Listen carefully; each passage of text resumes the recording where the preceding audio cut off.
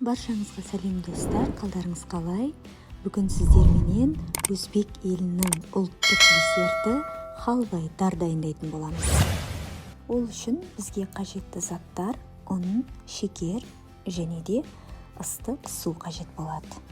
Ыдысымызды газге қойып, оған 100 мг май құямыз.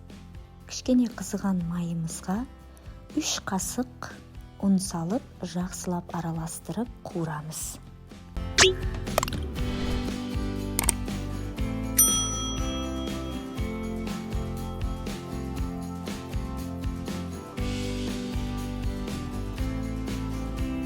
Қуырып жатқан ұнымыз қоңыр шоколад цветті тәрізге айналғанша тоқтамай қозғап тұрамыз.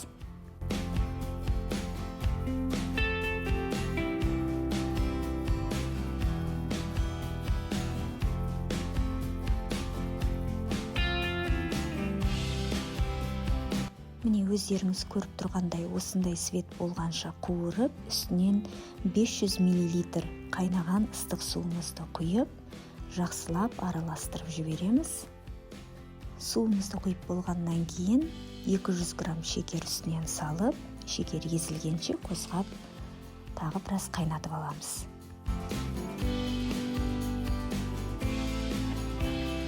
Жоғары отпен жақсылап 5 минут қайнатып алып, сосын қасыққа кішкене тамызып көресіздер, дайын болғанын, қоюлығын соған қарай, қататынын, қасықтан қатты ағып кетпеуін, қою сұйықтығын тексере отырып, піскен-піспегенін, жалпы дайын болған болмағанын көруге болады.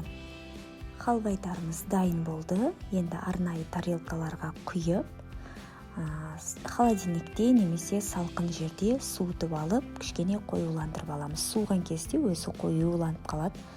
Сосын дастарханға тартамыз. Тәтті, дәмді, шаймен ішуге жақсы деп ойлаймын.